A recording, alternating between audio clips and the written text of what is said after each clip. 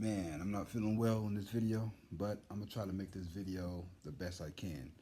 So, I want to talk about video game addiction, right?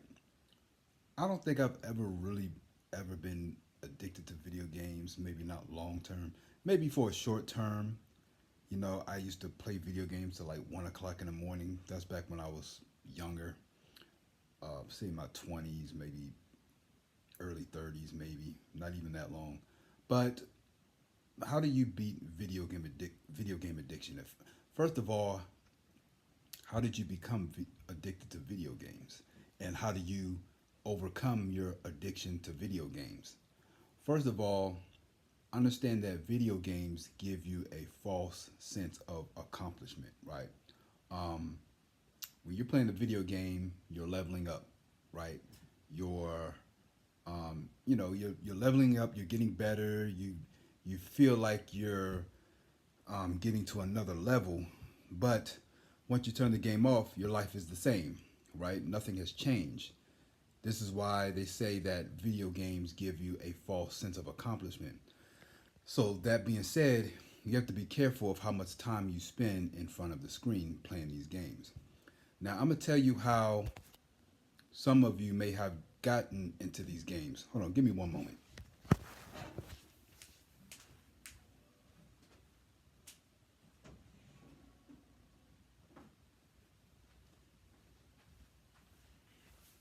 Sorry about that. So I forgot where I was. I'm going to talk about how some of you may have got addicted to these games in the first place, right? I want you to think of it as when you were a kid, right? For some of you, if you grew up in this type of household, which you probably should have, grew up in a household where you were not allowed to play games or go outside or read comic books or whatever it is, leisure activity, until after you finished doing your homework or doing your chores or whatever else type of stuff you had to do first before you engaged in your leisure activities, right? See, what happens is some of us, once we become adults, we can make our own choice and can do whatever we want. And we feel that we no longer have to follow those rules. So we start to spend as much time as we want playing games and leisure activities and stuff like that. We kind of get off track. And next thing you know, you're spending more time doing things that you shouldn't be doing than the things that you should be.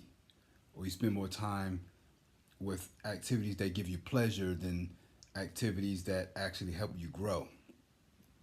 And I think that the mistake, like I said, the mistake that some people make is they don't understand that you need to continue the mindset or continue uh, that routine of doing the things that you supposed to do or the things that you need to do before doing the things that you want to do, right? You can also call it delayed gratification.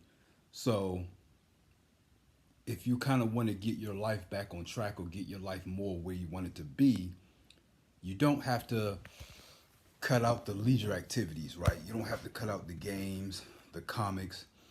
You don't have to cut out the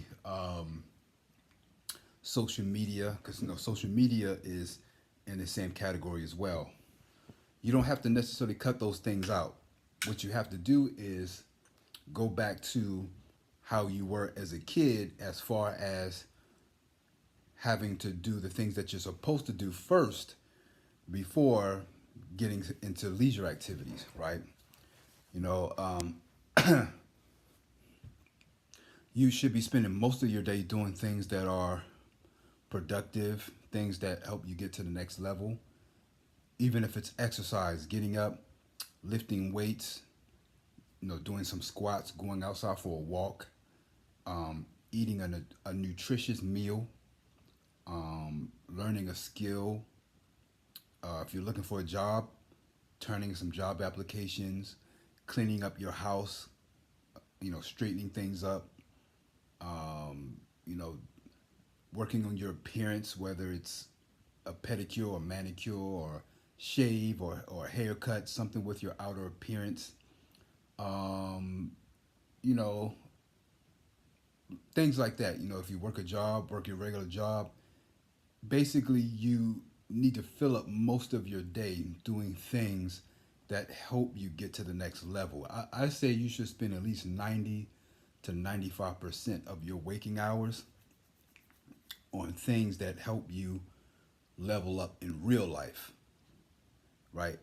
Things that have nothing to do with video games, unless you're getting paid. If unless you're making a lot of money, if you're not making enough money playing video games to pay your rent and other expenses, then I don't think that it's something should be spent a lot of time on. It's something you should do on your spare time as a hobby, even if you plan to one day make money off of it. But in reality, you got to eat today. You got to get your bills paid today. You got to get your life together today. You know, so I guess that's all I want to say is go back to that mindset that you had when you were a kid, because that's basically what I did. You know, like I said, I used to be addicted to games for a short while, but I realized that my life was way off track. So I just simply went back to the delayed gratification mindset where I spend most of my day doing things that are productive, things that get me to the next level. You know, I lost a lot of weight. Um, I used to be like 225. Now I'm like 187.